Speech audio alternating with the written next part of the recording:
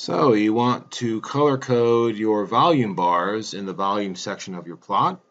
And what I mean by that is that if you have a bad day, the stock goes down, you want the volume bar on that day to be red to match the color of the candlestick chart, or whatever the color is in your pricing chart up here.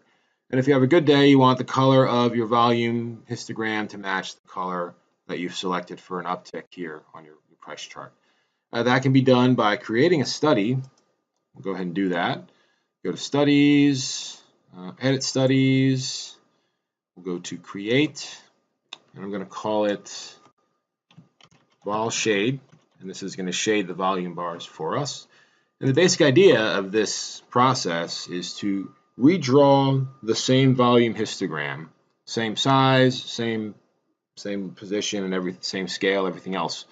And we're just going to color that volume histogram that we're going to draw, and then just overlay that on top of the current volume histogram. So the current volume histogram will still be there in the background, but the foreground will have our colored chart. So to do that, first we're going to replot the volume. That's easy enough. Plot. We're going to give this object a name, vol. Simple enough. Not volatility. Vol equals volume. Volume is a reserved word. You're telling it to plot the volume and put it into this object called vol, giving it access to all the methods that a volume plotting object will have. So we're going to plot the volume. That's our replot. And the first thing we're going to do is we'll set the plot to be a histogram. So we have to say vol and set painting strategy.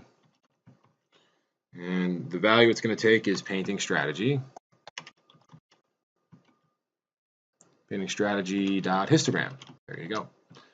We'll create a histogram of the volume.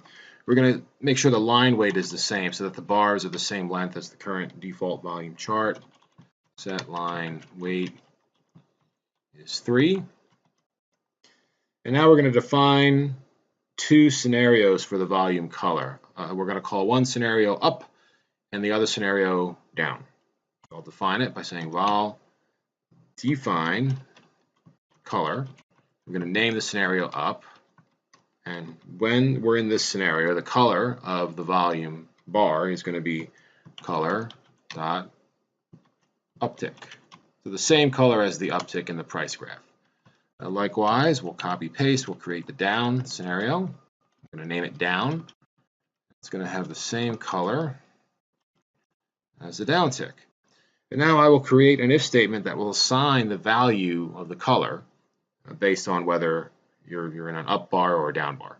So that's simply done by saying vol assign value color. That's the name of the function.